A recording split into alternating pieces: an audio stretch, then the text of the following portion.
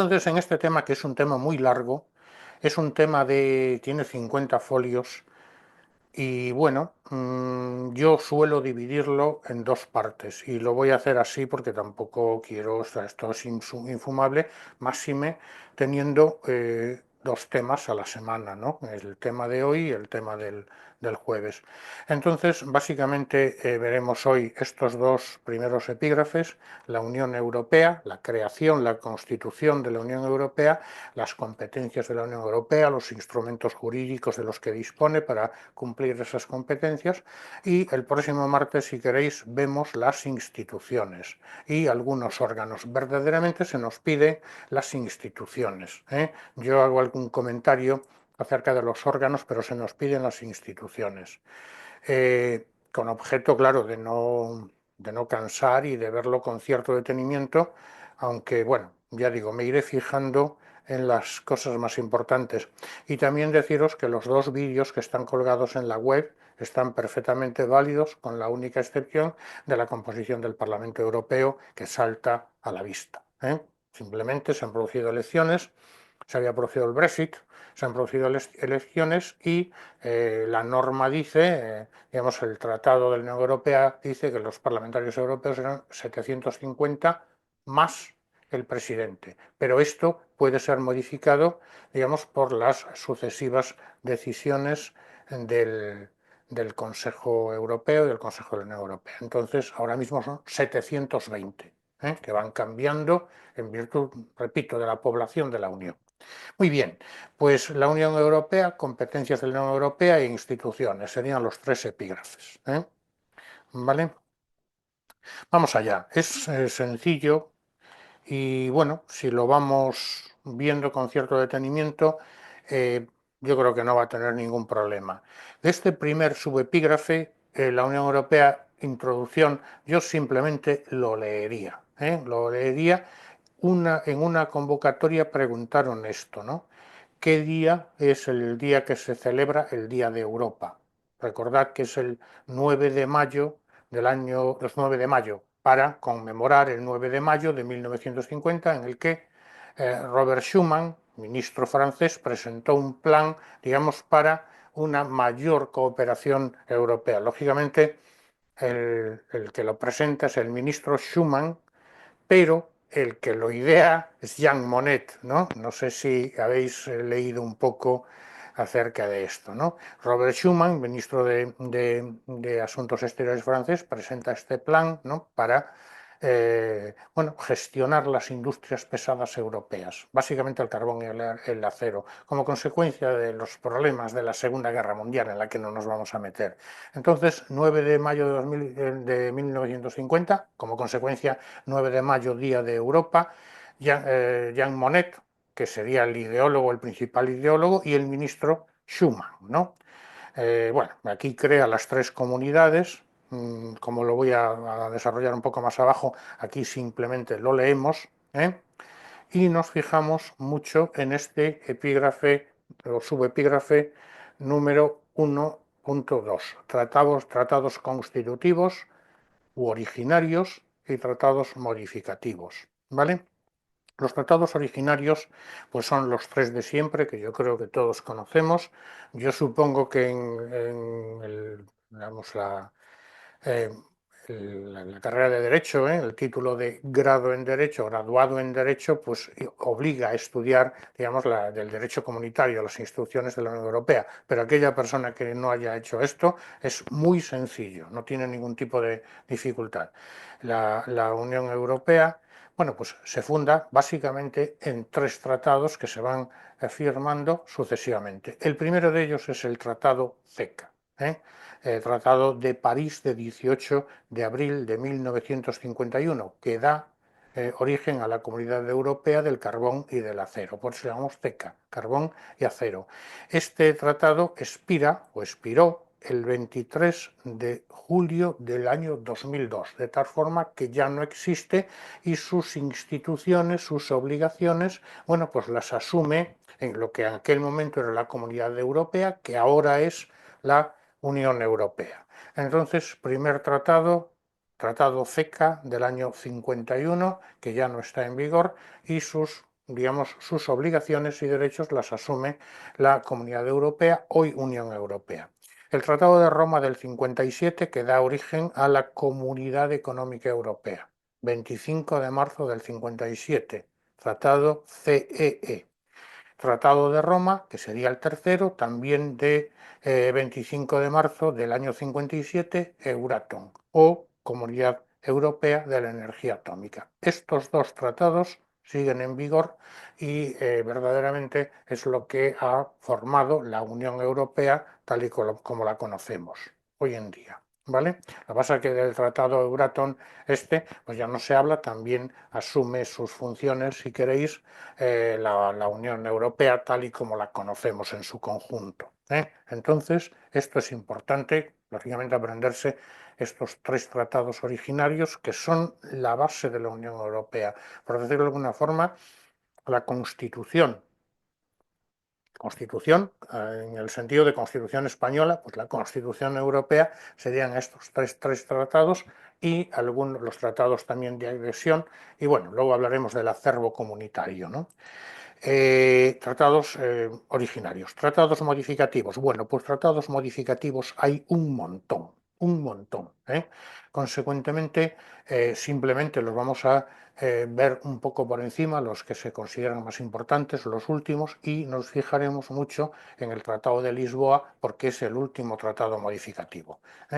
En consecuencia, una simple idea de cada una. Empezamos, lógicamente, en el Acta Única Europea. Bueno, no voy a hablar del Tratado del 65, que también sería importante, pero bueno, ya se queda muy atrás. El año 65, que se fusionan los órganos ejecutivos de los tres tratados, es decir, Tratado CECA, Tratado CEE, Tratado Euratom, cada uno con sus órganos ejecutivos. Muy bien, como ya se decide que se va a formar una sola comunidad, pues lo que se hace es fusionar esos ejecutivos, es decir, las instituciones. Pero bueno, ya digo, queda muy atrás. Entonces, yo me fijaría, Acta Única Europea, que es del año 1986, que es la que empieza a, digamos, formar lo que hoy entendemos por Unión Europea.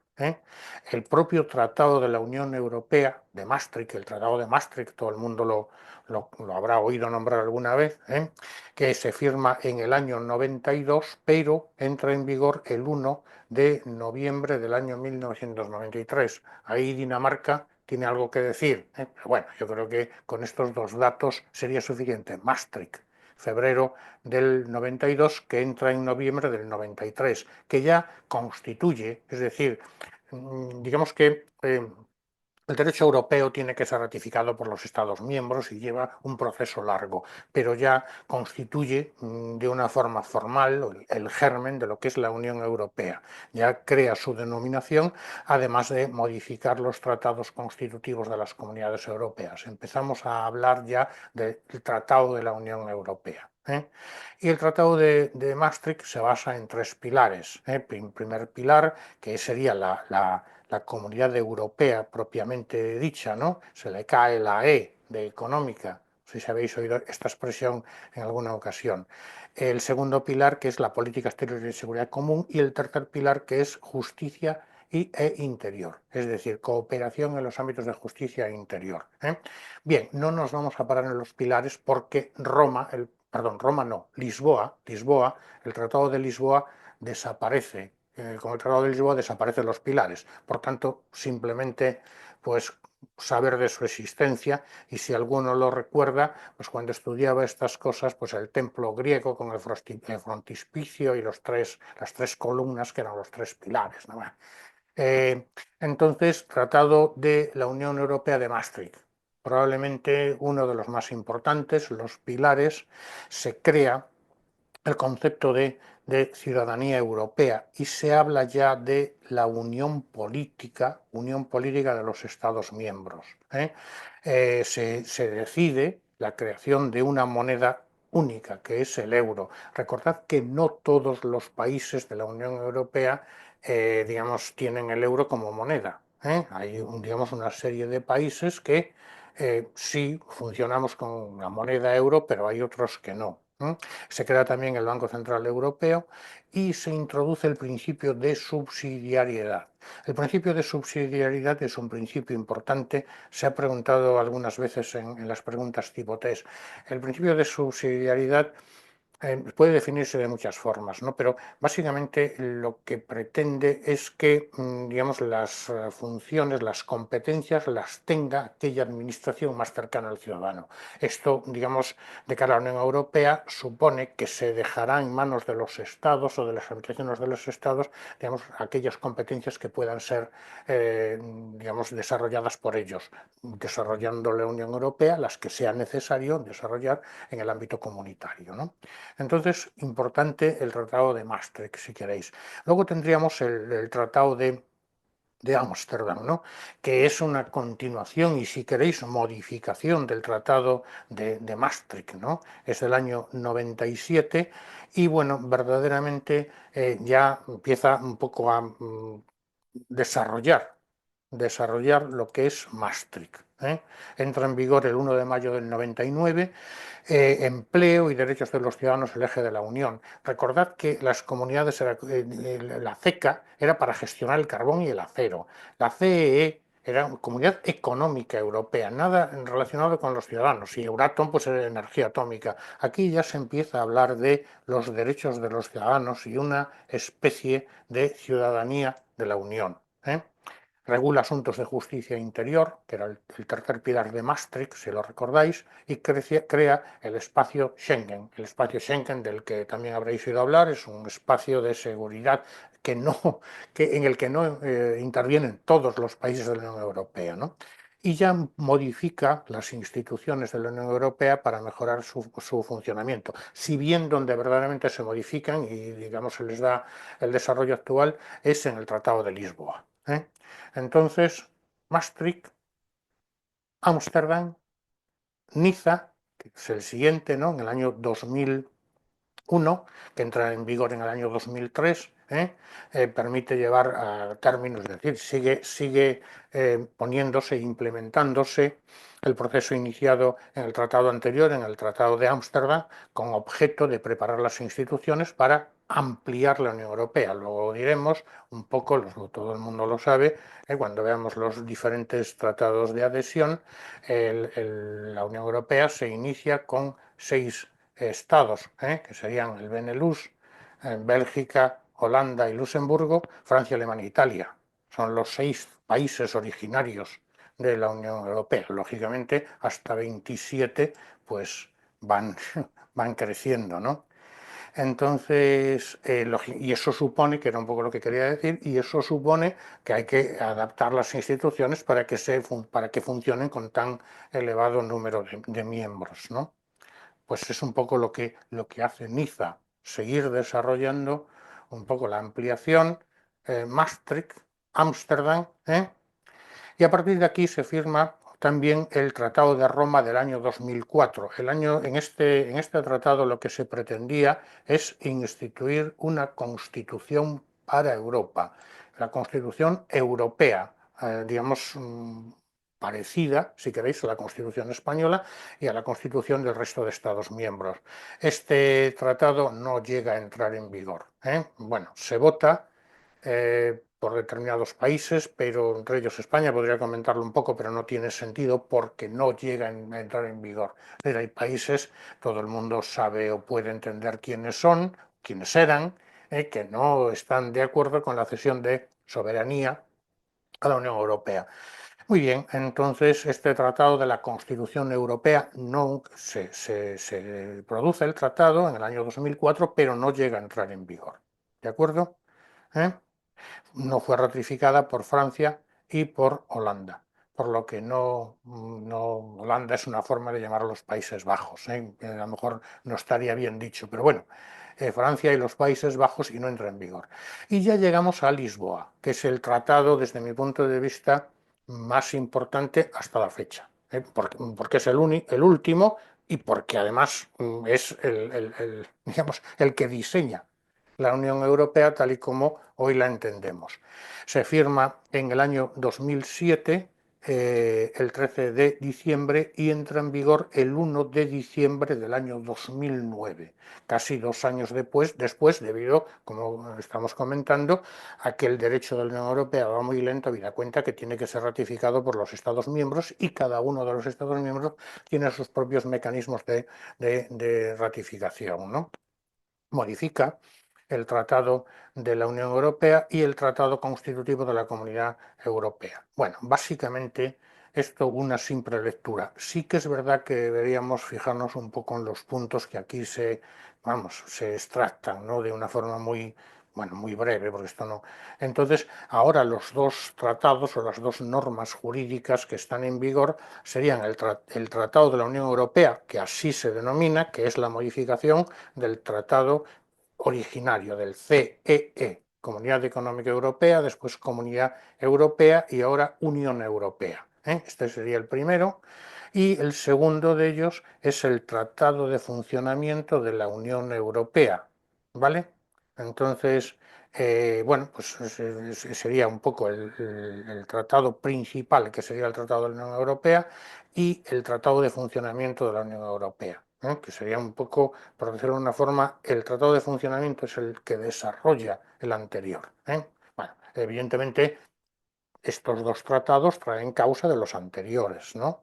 Tratado Constitutivo de la Comunidad Europea y entonces que el tratado pasará a denominarse Tratado de Funcionamiento, ya que la Unión tendrá una única personalidad jurídica, la palabra comunidad se sustituye, deja de utilizarse por unión. Entonces, estos dos tratados son los que derivan de los tratados originarios. En mayor participación de los parlamentos nacionales, bueno, se trata de que los ciudadanos participemos más en las actividades de la UE a través de nuestros representantes en los parlamentos nacionales, ¿no? Principio de subsidiariedad, nuevamente, es un principio importante que luego comentaré, pero ya lo hemos comentado también, acercar, digamos, el desarrollo de las competencias en las administraciones que están más cerca de los ciudadanos, ¿no? Mayor participación de los ciudadanos, la iniciativa ciudadana también, por la que un grupo de al menos 1 millón de ciudadanos europeos de un número significativo de Estados miembros podrá pedir a la Comisión Europea, que es, por decirlo así, el gobierno de la Unión Europea, ¿no? Digamos que haga propuestas de legislación. La Comisión Europea es la que tiene el monopolio de la iniciativa legislativa. Es decir, para, digamos, adoptar un reglamento, el reglamento es la ley de la Unión Europea, tiene que ser propuesto por la Comisión Europea, ¿no? Retirada de la Unión, prevé explícitamente la posibilidad de que un Estado miembro se retire de la Unión. Es evidente que todo el mundo sabemos el por qué se introduce ya en el Tratado de Lisboa esta cláusula.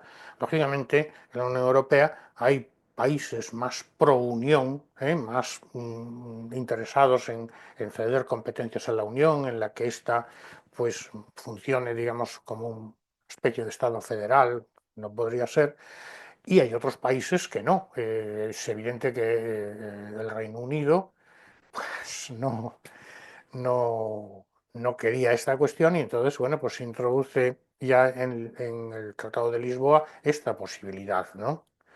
¿Vale? Dice, el tratado lo notificará al Consejo Europeo, perdón, el Estado, en este caso el Reino Unido, lo notificará al Consejo Europeo y el acuerdo lo adoptará el Consejo. Cuidado, todo el mundo sabe que no hemos de confundir Consejo Europeo con Consejo o Consejo de la Unión Europea. Son dos órganos distintos, por mayoría cualificada, previa acción del Parlamento. Bueno, una Europa más eficaz, trabajo, tal.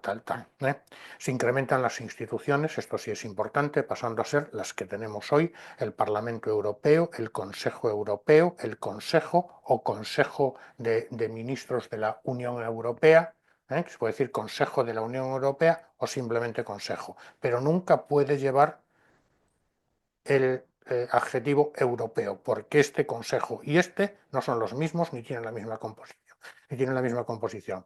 La Comisión Europea, el Tribunal de Justicia, el Banco Central Europeo y el Tribunal de Cuentas. Estas son las instituciones de la Unión Europea hoy en día. Cualquier otro organismo no es una institución, sino un órgano. ¿De acuerdo? Mayor protagonismo del Parlamento, ya lo hemos dicho, ya vemos que he cambiado aquí 720 diputados. Si tenéis el tema de la convocatoria pasada, simplemente borráis 704 más 1 por 720 y asunto concluido. No, alguna cosilla más que también iré diciendo, pues claro, al cambiar el número cambian también los porcentajes, pero ya está, ¿vale? El Consejo Europeo se instaura como institución, que hasta ese momento no lo era, es el que define la política de la Unión Europea, es el conformado por los jefes de Estado y de Gobierno, pero no era una institución, trabajaba en la sombra. Ahora ya desde Lisboa se instaura como institución. El Consejo de la Unión Europea modifica las mayorías necesarias para adoptar decisiones y la Comisión Europea iba a modificar su composición, es decir, que no fueran 27 comisarios, pero no llega a entrar en vigor tampoco. Es decir, se había pensado, el Tratado de Lisboa había acordado que a partir del año 14 el número de comisarios, que es digamos uno por cada Estado miembro, fuera igual al tercio, a los 2/3 del número de Estados miembros. Es decir, reducir el número de comisarios. Nada, no llega a entrar en vigor, pero simplemente lo ponemos aquí porque es una de las modificaciones importantes que se había hecho en Lisboa. Y se crea el alto representante de la Unión para Asuntos Exteriores y Política de Seguridad Común, que tendrá una doble competencia, esto es importante, será a la vez el presidente del Consejo de Asuntos Exteriores y vicepresidente de Relaciones Exteriores de la Comisión. Un cargo importantísimo, presidente del Consejo de Asuntos Exteriores, es decir, el ministro de Asuntos Exteriores de la Comisión Europea y a su vez vicepresidente también de Relaciones Exteriores de la Comisión. Es, digamos, el embajador, por decirlo de alguna forma, ministro de Asuntos Exteriores y el que se relaciona en nombre de la Unión con terceros, ¿no? Bueno, esto es muy importante ir viéndolo, pero lo veremos a lo largo del estudio. La personalidad jurídica de la Unión fortifica su poder. Es evidentemente que ya se forma, como se puede decir, una organización internacional, porque al final la Unión Europea es una organización internacional, pero con una voz única de cara al exterior. Y se eliminan, una cosa curiosa, se eliminan del texto toda referencia a los símbolos de la Unión, bandera, himno y moneda. La bandera sigue utilizándose porque es la bandera azul con las 12 estrellas, ¿no? El himno, pues yo no sé si existe un himno de la Unión, creo que no, pero la moneda, muchos de los países, no todos, utilizamos el euro.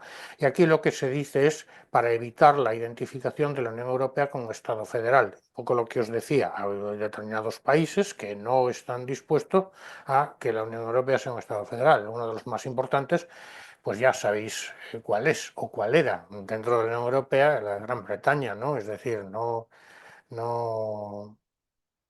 no quería, ellos querían o quieren mantener su soberanía, lo cual es perfectamente loable, ¿no? Y para la revisión de los tratados se establecen dos procedimientos, una ordinaria y otra simplificada. Bueno, y lo que antes os comentaba, ya no existen los tres pilares de Maastricht. ¿eh? ¿Vale? Esto sería un poco, en síntesis, el Tratado de Lisboa con las novedades que introduce y que es el que continúa en vigor. Lógicamente, como acabamos de decir, cada uno de los Estados miembros tiene que ratificar, de acuerdo con su legislación interna, pues este tratado. Y en España se ratifica por esta ley, la Ley Orgánica 1/2008 de 30 de julio, que autoriza la firma del Tratado de Lisboa. Lógicamente, siendo aprobado y ratificado por el Rey con el refrendo de Asuntos Exteriores y publicado en el BOE tal de noviembre del año 2009. Sería un poco la idea. ¿De acuerdo? Tratados originarios, tratados modificativos. Especial preeminencia Lisboa, porque es el último y el que está ahora mismo en vigor. El epígrafe 1.3 pues ya me parece menos importante, porque aquí ya hemos comentado que la Unión Europea, bueno, la Unión Europea, que en aquel momento era Comunidad Europea, Comunidad Económica Europea, los tres tratados pues fueron firmados en principio por el Benelux, ¿no? Bélgica, Nederland y Luxemburgo, y Francia, Alemania e Italia. Alemania, lógicamente, todo el mundo sabe que Alemania del oeste, es decir, Alemania democrática. Alemania del este estaba todavía, digamos, o era uno de los países satélites de la URSS, ¿no? Y luego a partir de aquí empiezan a adherirse pues un montón de países. Por aquí en rojo por algún sitio tenéis cuando se produce el Brexit, que es lo que tendríamos que recordar, además de recordar cuando se adhiere España. Se adhiere en el año 1985 a través del Tratado de Madrid. ¿eh? Entra en vigor el 1 de enero del 86 y al mismo tiempo se adhiere también Portugal. Entonces, en ese momento, a fecha, perdón, 1 del 1 del 86, la Unión Europea, en su momento, vamos, Comunidad Económica Europea en aquel momento, está formada por 12 países. ¿eh? Vale, he puesto aquí algunas notas que ya no están en rojo porque yo creo que ya no tienen tanta importancia, ¿no? El Reino Unido sale de la Unión Europea el 31 de enero del año 2020. Pero bueno, yo creo que eso, pregunta que diga usted, me parece que esto es rizar el rizo, ¿no? O sea, yo creo que se puede preguntar cuándo se adhiere España y un poco los tratados originarios, si queréis los más importantes, Maastricht, Ámsterdam, Niza, Lisboa. No podemos remontarnos. ¿eh? Bien, nada, esto simplemente pues, es una foto que he sacado de la web de Europa. Valores y fines de la Unión Europea. Vale, pues esto también una lectura. Aquí verdaderamente, pues palabras muy bonitas, se fundamentan los valores de respeto a la dignidad humana, libertad, democracia, igualdad, Estado de Derecho, lo cual está muy bien, pero simplemente pues una lectura. Yo creo que todo el mundo tiene una idea de los valores y los fundamentos de la Unión Europea, respeto a los derechos humanos, respeto a las minorías, promover la paz, sus valores, el bienestar de los pueblos, estableciendo un espacio de libertad, seguridad, justicia, sin fronteras interiores, en el que esté garantizada la libre circulación de personas, garantizando el asilo, la inmigración, prevención y lucha contra la delincuencia, etcétera, y un mercado interior. Es decir, el mercado interior era el que existía con la Comunidad Económica Europea. Recordar que le llamaban la Europa de los mercaderes. La Europa de los mercaderes se transforma, o intenta transformarse en la Europa de los ciudadanos. ¿eh? Vale, esto sería un poco la idea, ¿no? La Unión respetará la igualdad de los Estados miembros, su identidad inherente a sus estructuras, etcétera. Bueno, como digo, pues una simple lectura. Esto sería pues un subepígrafe que no tiene demasiado calado. El anterior sí. Y ya las competencias de la Unión Europea, ¿no? Las competencias de la Unión Europea, básicamente recordad que la Unión Europea es una organización internacional, internacional que tiene las competencias que le atribuyen los miembros que la conforman. Por eso, evidentemente, se rige por el principio de atribución. ¿Qué competencias tiene la Unión Europea? Pues las que los Estados miembros deciden que tenga. Si deciden conceder tal competencia, pues la tiene. Si deciden que no la tenga, pues no la tiene. Entonces, principio de atribución, la Unión Europea actúa dentro de los límites de las competencias que le atribuyen los Estados miembros en los tratados para lograr los objetivos que estos determinan. Y toda competencia no atribuida a la Unión Europea corresponde a los Estados miembros, lógicamente. Si los Estados miembros en una reunión al más alto nivel, sería el Consejo Europeo, deciden que se le va a atribuir tal competencia y todos están de acuerdo, se aprueba, o por lo menos se aprueba por las mayorías, que ahora, bueno, que estudiaremos la semana que viene, pues lógicamente se le atribuye esa competencia a la Unión. Si se decide que no la tenga, pues no la tendrá. Entonces, principio de atribución para la absorción de competencias y principio de subsidiariedad, digamos que es aquel principio que establece, yo decía, bueno, las competencias debe ejercitarlas la administración más cercana a los ciudadanos, ciertamente. Entonces, en el orden europeo, este principio de subsidiariedad dice, establece que en los ámbitos que no sean de su competencia exclusiva, y ahora entonces veremos que hay competencias exclusivas de la Unión y competencias compartidas, la Unión intervendrá solo en el caso, en la medida en que los objetivos de la acción pretendida no puedan ser alcanzados por los Estados miembros, ni a nivel central ni a nivel regional o local. La competencia, si es posible, debe realizarla la administración más cercana al ciudadano, la administración local, que no puede ser pues la administración regional, que no puede ser pues la administración estatal, que no puede ser pues entonces la administración europea. Eso es lo que significa el principio de subsidiariedad. Tiene que hacerla el ayuntamiento, subsidiariamente bueno, pues en nuestro caso la comunidad autónoma, que serían las regiones europeas, que no pueden tampoco las regiones europeas, por las circunstancias que sean, el Estado español.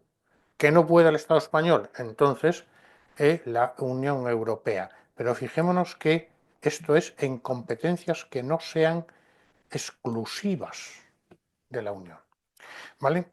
Y en virtud del principio de proporcionalidad, el contenido y la forma de la acción de la Unión no excederán de lo necesario para alcanzar los objetivos. Esto es lógico, ¿no? Entonces, competencias de la Unión, principio de atribución para la absorción de competencias y principio de subsidiariedad y proporcionalidad para el ejercicio de las mismas. ¿Vale? Fácil no. Facilísimo. Bien, entonces competencias exclusivas y competencias compartidas poco se puede comentar, es decir, las competencias exclusivas son propias de la Unión y las competencias compartidas pues las comparte con los estados. No hay mucho más, ¿no? Competencia exclusiva, bueno, pues lógicamente cuando los tratados atribuyen una competencia exclusiva en un punto determinado y cuando lógicamente la compartan con el Estado, pues competencia compartida. Ahora sí, ¿cuáles son las competencias exclusivas de la Unión? Pues la Unión aduanera, el establecimiento de las normas sobre competencia del mercado interior, la política monetaria de aquellos países que han digamos, alcanzado el acuerdo para instaurar el euro como moneda, la conservación de los recursos biológicos marinos dentro de la política pesquera común, la política comercial común, también la celebración de acuerdos internacionales cuando esto esté previsto en un acto legislativo de la Unión, es decir, un acto jurídico típico vinculante, que sería básicamente un reglamento o una directiva. Muy bien, estas entonces serían las competencias, como se dice, exclusivas de la Unión. Y tendríamos las competencias compartidas con los estados, perdón, que sería el mercado interior de cada uno de los estados, la política social y, lógicamente, en los aspectos establecidos pues, en el Tratado de Funcionamiento de la Unión Europea, la cohesión económica, social y territorial, la agricultura y pesca, excluyendo la conservación de los recursos biológicos, medio ambiente, protección de consumidores, transportes, redes transeuropeas, energía, espacio de libertad, seguridad y justicia y, evidentemente, materia de salud pública, de acuerdo también con lo definido en el Tratado de Funcionamiento, ¿no? En los ámbitos de investigación, el desarrollo tecnológico y el espacio, pues evidentemente aquí la Unión dispone de ciertas competencias destinadas a definir y realizar programas sin que, bueno, pues lógicamente esto impida que los Estados miembros ejerzan la suya, ¿no? Y en cooperación para el desarrollo y ayuda humanitaria también es posible que la Unión realice acciones sin perjuicio de que los Estados miembros pues también puedan realizar la suya. Entonces aquí, en este subepígrafe, lo que se nos puede preguntar es, bueno, diga usted, ¿esta es como una competencia exclusiva o una competencia compartida de la Unión? Sería un poco la pregunta más difícil que se nos podría hacer de este subepígrafe. Y bueno, Competencia en política económica de empleo y política social. Bueno, pues coordinación, básicamente. Los Estados miembros coordinarán las políticas económicas en el seno de la Unión. Con este fin, el Consejo adoptará medidas, en particular orientaciones, para la consecución de dichas políticas, ¿no? Bueno, coordinación, garantizar la coordinación, apoyo a la acción de los Estados miembros, lógicamente, por parte de la Unión Europea, protección y mejora de la salud, industria, cultura, turismo, educación, formación profesional, protección civil, cooperación administrativa. ¿eh? Sería un poco la idea. Esto de las competencias no es complicado, pero sí es rolloso, porque tiene, digamos, muchas aristas que nos pueden pillar en un tipo test. Y el siguiente subepígrafe, si queréis, sí que es más importante, ¿no? Las fuentes de derecho de la Unión Europea. Bueno, aquí se suelen preguntar cuestiones de este subepígrafe. Siempre hablamos de derecho primario y derecho derivado. Derecho, las fuentes de derecho de la Unión Europea tendríamos el derecho primario y el derecho derivado. eh, nos imaginamos cuál es el derecho primario todos, ¿no? Y el derecho derivado, bueno, pues también. Lo que sí que tendríamos que tener en cuenta es el efecto directo, ¿no?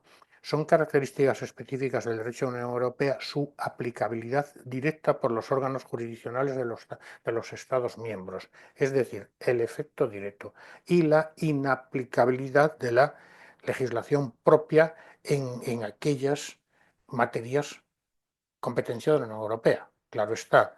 Dicho de otro modo, y para entendernos, los tribunales de un Estado miembro, pongamos por ejemplo los españoles, han de dejar de aplicar o deben dejar de aplicar el derecho español y aplicar el de la Unión Europea, lógicamente si es contradictorio, en aquellas materias competencia de la Unión Europea. Esto es lo que es el efecto directo.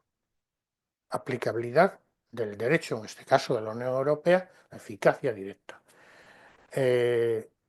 Aplicando directamente los tratados o el derecho europeo en aquellas materias cuya competencia corresponde a los Estados miembros, dejando de compartir el derecho interno.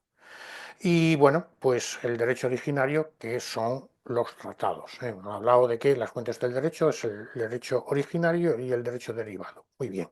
El derecho originario, pues serían los tratados constitutivos que hemos comentado hace un momento. Los 3 tratados constitutivos que ahora son 2 y que básicamente se regulan en 2 textos jurídicos, que sería el Tratado de la Unión Europea y el Tratado de Funcionamiento de la Unión Europea, básicamente. Y también el CECA, ¿no? Perdón, el CECA no, el Euratom, el Euratom. El CECA sabemos que expiró. Entonces, Tratado de la Unión Europea, Tratado de Funcionamiento de la Unión Europea y el Tratado de la Energía Atómica, ¿vale? Y evidentemente a los protocolos y anexos de esos tratados y los tratados de adhesión de los Estados miembros, ¿vale? Y evidentemente también aquellos otros tratados anejos al mismo. Entonces sería el derecho originario. Tratados constitutivos, que serían básicamente pues Tratado de la Unión Europea, Tratado de Funcionamiento y Tratado Euratom. Y aquellos protocolos y anexos de los tratados y los tratados de adhesión. Este sería el derecho, el derecho originario. Lógicamente, la última modificación de este derecho originario, de este derecho primario, está constituida por el Tratado de Lisboa, que es el último tratado modificativo que entra en vigor en el año 2009, como acabamos de decir, firmado en el año 2007 y entró en vigor en diciembre del año 2009. Derecho originario y derecho derivado, pues lógicamente sería la legislación europea y los acuerdos internacionales firmados por la Unión Europea. Básicamente son estos que tenemos aquí.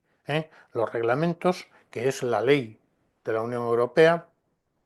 No, lógicamente no confundamos el reglamento europeo con un reglamento de derecho interno español, porque el reglamento de derecho interno español es una norma de carácter administrativa y el reglamento europeo es una norma con fuerza de ley. La directiva la decisión, la recomendación y los dictámenes, ¿no? Entonces, básicamente, el reglamento tiene un alcance general, obligatorio en todos sus elementos y directamente aplicable en cada Estado miembro. Es decir, la definición de una ley, alcance general, obligatorio y directamente aplicable. El reglamento europeo. La directiva es una norma también, norma jurídica típica vinculante que obliga al Estado miembro al resultado, dejando el modo de conseguirlo al Estado miembro. Es decir, usted tiene que conseguir que en el año 2030, pongamos un ejemplo, no circulen coches que, digamos, que utilicen gasoil para el funcionamiento de su motor. Muy bien, o por lo menos gasoil tipo no sé qué. Muy bien, pues ya verá el Estado español cómo lo consigue, el Estado francés, el italiano o el alemán, dejando a las autoridades nacionales la elección y forma de los medios. Las directivas, pues digamos, necesitan una norma de transposición al derecho interno, pero si no se produce esa norma, la directiva tendrá efecto o eficacia directa. Es decir, si el Estado español o el italiano o el francés no transpone la directiva europea al derecho interno, los tribunales españoles podrán aplicar directamente la directiva. ¿Vale? Entonces, directiva. Decisión, también acto jurídico típico vinculante. Los tres vinculantes son el reglamento, la directiva y la decisión. Será obligatoria en todos sus elementos y cuando designe destinatarios solo será obligatorios para estos.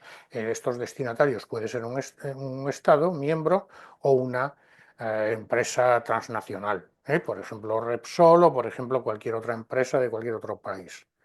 Y luego ya tendríamos los no vinculantes, los actos jurídicos típicos, pero no vinculantes, que serían las recomendaciones y los dictámenes. Las recomendaciones, se recomienda a España que el IPC no sube del 3% porque tal y tal y tal y tal.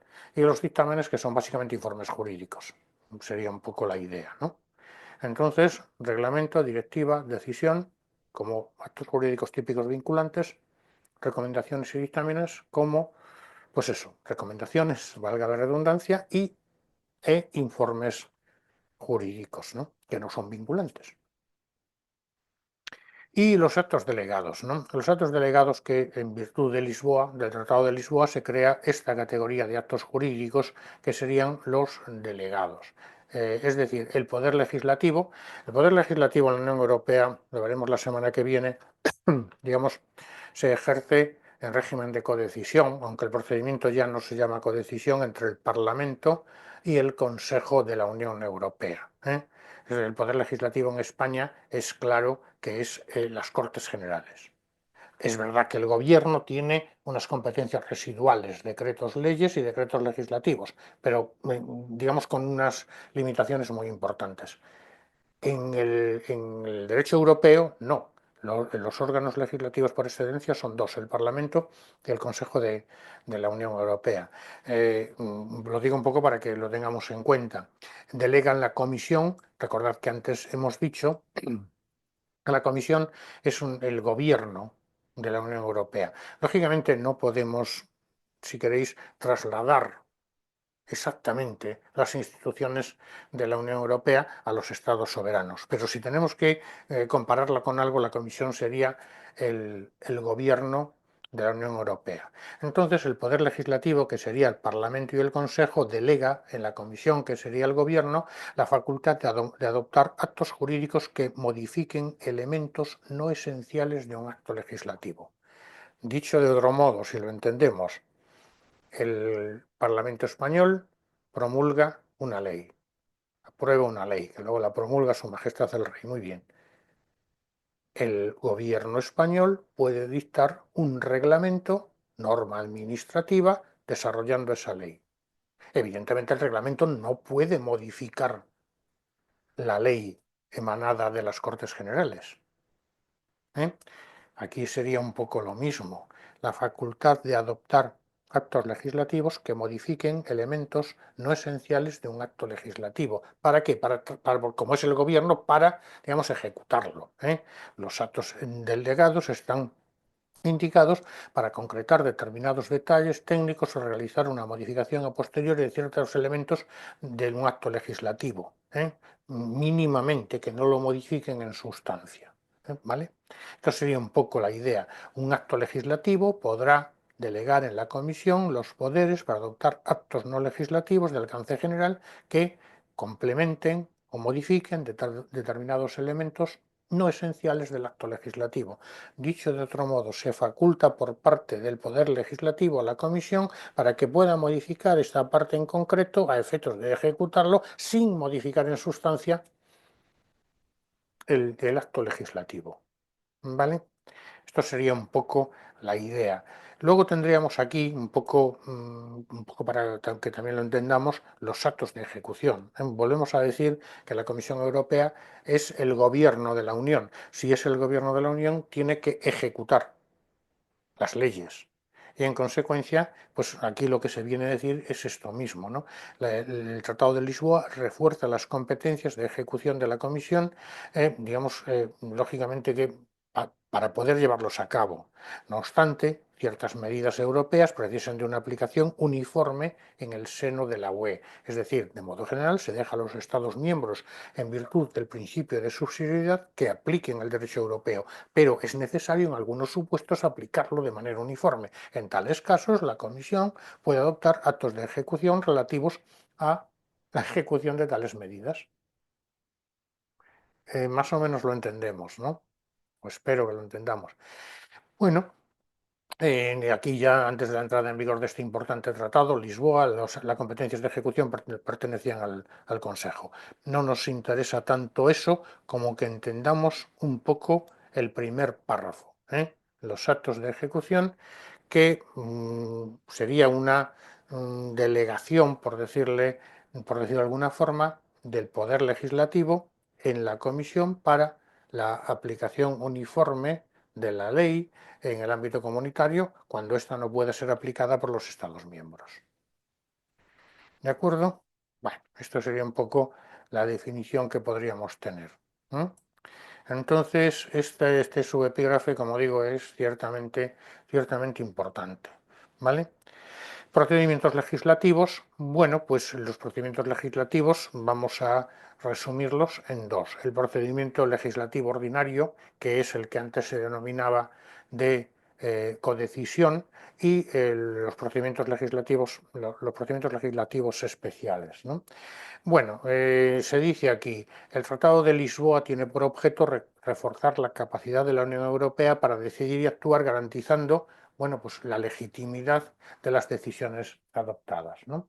Entonces, básicamente, se crean estos dos tipos de procedimientos legislativos, el ordinario, en donde intervienen el Parlamento Europeo y el Consejo, y los procedimientos legislativos especiales.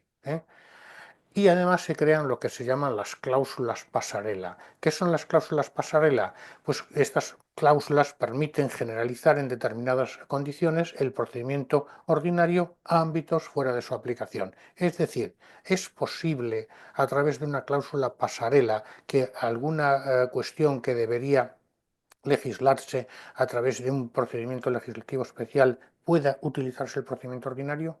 Sí, es decir, la cláusula pasarela es aquella que permite utilizar el procedimiento legislativo ordinario cuando un tratado prevé un procedimiento legislativo especial. ¿Y cómo se hace eso? Pues a través de una mayoría que ahora vamos a ver. Entonces, el procedimiento legislativo ordinario. El procedimiento legislativo ordinario, que es el denominado procedimiento antiguamente denominado procedimiento de codecisión, en el sentido de que actuaban como colegisladores el Parlamento Europeo y el Consejo. Bien, Lisboa le cambia el nombre y le llama procedimiento ordinario, pero sigue siendo el mismo. Los dos, las dos instituciones, el Parlamento y el Consejo. Consejo de Ministros de la Unión Europea, nunca Consejo Europeo. Ese no.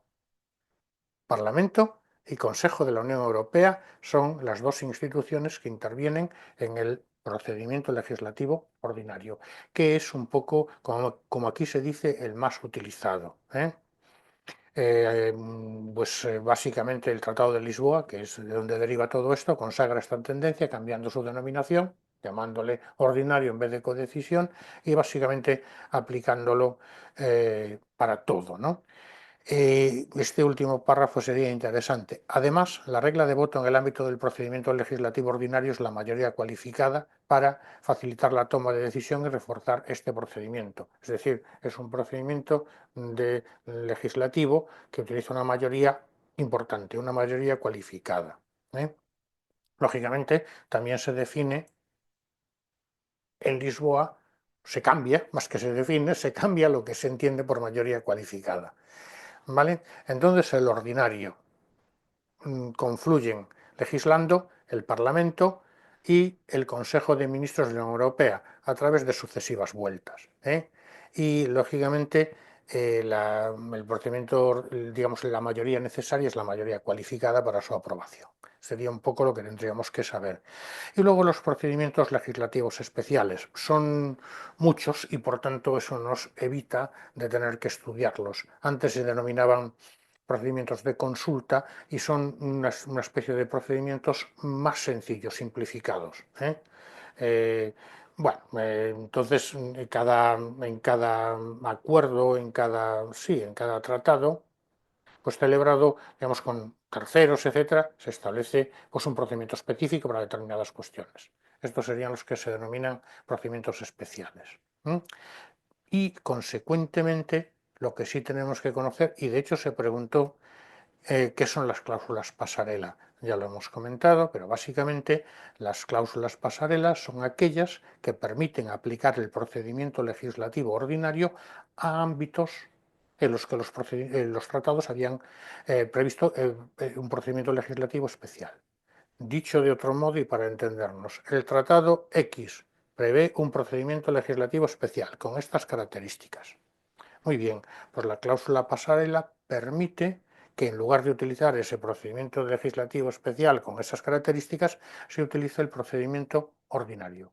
¿Y esto cómo se consigue? Bueno, luego lo decimos, está un poco más abajo. Tenemos dos tipos de cláusulas pasarela. Las cláusulas pasarelas generales, aplicable a todas las políticas europeas, cuya activación necesita, pues, la unanimidad del Consejo Europeo. Y aquí me paro. No confundamos nunca el, el Consejo de la Unión Europea, que es este Consejo que está conformado por los ministros de la Unión Europea con diversas formaciones, ministros de Agricultura, ministros de Industria, ministros de Finanzas, el ECOFIN, por ejemplo, ministros de Defensa, etc. Este Consejo a secas es el conformado por los ministros de la Unión Europea. En España tenemos ministros y tenemos el presidente de gobierno. Muy bien, pues el Consejo de la Unión Europea, también denominado Consejo de Ministros de la Unión Europea. Cuando aquí hablamos de Consejo Europeo, estamos hablando del jefe de Estado o de gobierno de los países miembros, ¿eh? Además otras personas, pero en relación con los ministros y, digamos, el presidente, ¿eh? En Francia pues también hay un presidente, en España hay un presidente, jefes de Estado o de gobierno. El rey es el jefe del Estado, el presidente, señor Sánchez, es el jefe de gobierno. Bien, pues el Consejo Europeo está conformado por los jefes de Estado o de gobierno. En Francia decía, el presidente francés es el jefe del Estado, porque no hay rey. En España, el presidente Sánchez es el jefe de gobierno porque el jefe del Estado es el rey. Entonces, simplemente me paro tanto aquí para que lo distingamos y sobre todo para que cuando estudiemos la próxima semana el Consejo Europeo y el Consejo de Ministros de la Unión Europea o simplemente Consejo, los distingamos claramente, ¿no? Entonces debe ser autorizada por una decisión del Consejo Europeo por unanimidad, la utilización de esta cláusula paralela, ¿no? y luego tendríamos otras cláusulas paralelas específicas para determinadas políticas europeas, ¿vale? Respecto de la cláusula pasarela general, a modo de ejemplo, los parlamentos nacionales, para que lo entendamos, no disponen del derecho de oposición que les reconoce una cláusula general. Puede utilizarse pues, la aplicación de determinadas cláusulas específicas para conseguir esto, para conseguir que una decisión del Consejo y no del Consejo Europeo, como es el supuesto general. ¿Vale? Entonces, cláusulas paralelas. Consejo Europeo, Consejo de la Unión Europea, distingámoslo claramente. No tiene mucho más. Utilización del procedimiento legislativo ordinario cuando los tratados prevén la utilización de un procedimiento legislativo especial y para esto es necesario que sea autorizada para una decisión, o sea, por una decisión del Consejo Europeo por unanimidad. Sería lo que tendríamos que hacer. ¿Vale? Esto sería entonces la primera parte del tema que evidentemente yo podría seguir, pero es imposible memorizar todo esto para la próxima semana. Entonces vamos a dejarlo aquí y lo que sí tendríamos que hacer es leer claramente el resto del tema. Es decir, cuáles son las instituciones y órganos de la Unión Europea, el Parlamento Europeo, el Consejo Europeo, el Consejo de Ministros, la Comisión, el Tribunal de Justicia, el Tribunal de Cuentas y el Banco Central Europeo. Dicho de otro modo, de cada una de estas instituciones tendremos que conocer quiénes la conforman y su régimen de funcionamiento. Es un poco lo que vamos a ver la semana que viene. Quiénes conforman todas las instituciones y más o menos el régimen de funcionamiento. ¿De acuerdo? Yo, si queréis que comentemos algo más, lo comentamos, pero prefiero que nos paremos un poco en este tema y no darlo toda la misma semana porque si no, no sirve para nada. Hacer una parada, ver esto y si alguien pues tiene algún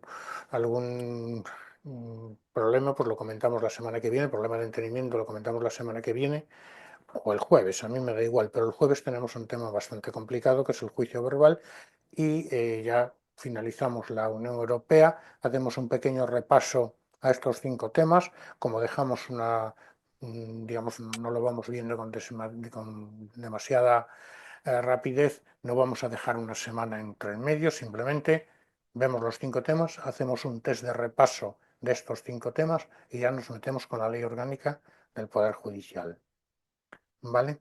Pues esta es mi idea.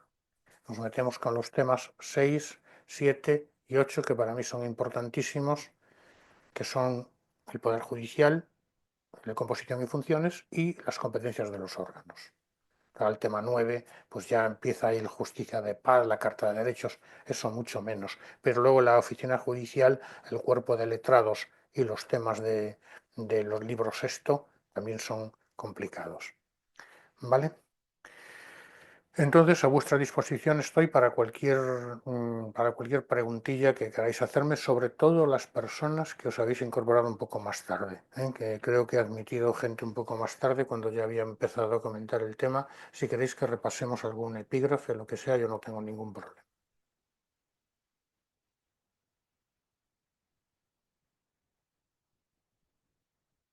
Vamos, yo es que me explico estupendamente, siempre lo he pensado. Está todo clarísimo, ¿no? Yo creo que nos surgirán las dudas conforme vayamos viendo el tema por nuestra cuenta. Sí, sí, es un Seguro. tema. Son 2 preguntas que se van a hacer en el test, 2 preguntas, una de la primera parte de esta primera parte, o eso más o menos se hace, y una de la segunda, pueden ser las 2 de la segunda.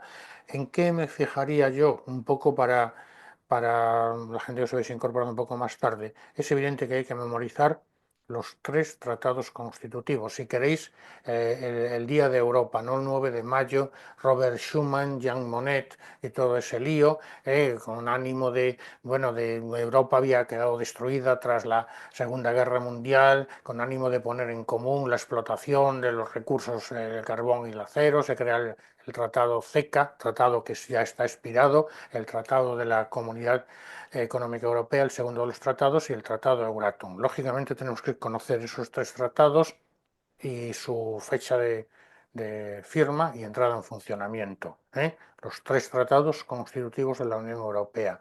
Luego, evidentemente, bueno, pues un poco los tratados de adhesión. Los tratados de adhesión, fijándonos cuándo entra España, en el año 1986, junto con Portugal. Lógicamente, los 6 países, ya lo he dicho 3 veces, creo, los 6 países fundadores, el Benelux, Francia, Alemania, Italia, y ya lógicamente va creciendo. No nos podemos acordar de todos los miembros de la Unión Europea, pero sí desde luego de España. Un poco, digamos, cuando se producen los tratados modificativos, ¿cuáles son? Pues acordarnos, si queréis, se preguntó en una ocasión el Tratado de Fusión del año 1965, recordad que son 3 tratados, CECA, CE y Euratom, con 3 órganos diferentes que, digamos, que regulan digamos, sí, regulan el funcionamiento de esos tratados. Muy bien, pues en el año 1965 se fusionan esos órganos de los 3 tratados, convirtiéndose en uno solo. Después expira el Tratado CECA y hoy están en vigor el Tratado CEE, que se denomina Unión Europea, Tratado de la Unión Europea, Tratado de Funcionamiento de la Unión Europea y el Tratado de Euratom. ¿Vale? Entonces, el Tratado de Fusión del año 65, el Acta Única Europea, si queréis simplemente saber, ya empieza a partir del año 1986 el Tratado de Maastricht, 1992, 1993, saber un poco cuándo se firme, cuándo entra en vigor. El Tratado de Maastricht, la Europa de los pilares, los 3 pilares que desaparecen en el Tratado de Roma, perdón, me he equivocado, que desaparecen en el Tratado de Lisboa, siempre digo Roma y es Lisboa, el que está en vigor hoy día es Lisboa, y a partir de ahí pues el Tratado de Ámsterdam, el Tratado de Niza y el Tratado de Lisboa, que es el más importante. 2007-2009, diciembre del año 2007, 1 de diciembre del año 2009. Y a partir de ahí, ver un poco en qué consiste, se produce prácticamente un cambio total. Ya se empieza a producir en Maastricht, pero con Lisboa se produce un cambio total. Muy bien, eso sería en cuanto a los tratados, digamos, constitutivos y tratados modificativos. En cuanto al derecho, creo que ya lo hemos visto también, el derecho originario y el derecho derivado. El derecho originario, que serían los tratados constitutivos, los tratados de adhesión y algunos protocolos anexos, ¿no? Los tratados constitutivos que están hoy en día en vigor, pues ya también lo hemos dicho, el Tratado de la Unión Europea, el Tratado de Funcionamiento de la Unión Europea y el Tratado de Euratom. Esos son los constitutivos, además de los tratados de adhesión y los anexos. Y luego ya el derecho derivado, que son los 5 actos típicos jurídicos, que serían los reglamentos, la ley de la Unión Europea, alcance general, obligatorio en sus elementos y directamente aplicable. Directiva, perdón, acto obligatorio, vinculante, pero que deja al Estado miembro la consecución de los objetivos. La decisión, obligatorio para aquel al que se dirige, sea un Estado o una institución internacional. Y luego las recomendaciones y dictámenes. ¿Vale? Entonces, estos serían, digamos, los instrumentos de la Unión Europea. Es muy fácil. Y a partir de aquí entramos un poco en el procedimiento legislativo. 2 procedimientos principales, que sería el procedimiento ordinario, antes denominado de codecisión, Parlamento, Consejo de Ministros de la Unión Europea. Y los procedimientos especiales. Los procedimientos especiales son aquellos que se especifican claramente en los tratados y que establecen unas peculiaridades, por eso se llaman especiales o especialidades. Y las cláusulas pasarela, que permiten pasar del procedimiento especial al procedimiento ordinario, a través de una unanimidad del Consejo Europeo. Distinción claramente entre el Consejo Europeo y el Consejo de Ministros de la Unión Europea, porque no tienen nada que ver, son completamente distintos. Y las instituciones, ¿cuáles son las instituciones? Entonces, para el jueves deberíamos poder preparar esto y, por favor, leer un poco la segunda parte del tema, porque yo me voy a meter, lo voy a decir rápido, es más o menos de tamaño, es más o menos como esto, un poco más, pero claro, tiene muchísimos detalles. Digamos, composición de la institución, dónde tiene sus, o sea, composición, quién la conforma y algunas otras peculiaridades, dónde tiene su sede, cuál es su función, son bastantes peculiaridades. Por eso no quiero verlo todo en un día, soltaros el rollo, que os hartéis de mí y olvidéis el tema y asunto concluido. ¿Vale? Tenemos 2 test en la web. Haced el de esta semana, si podéis mañana, después de haber visto el tema. ¿Eh?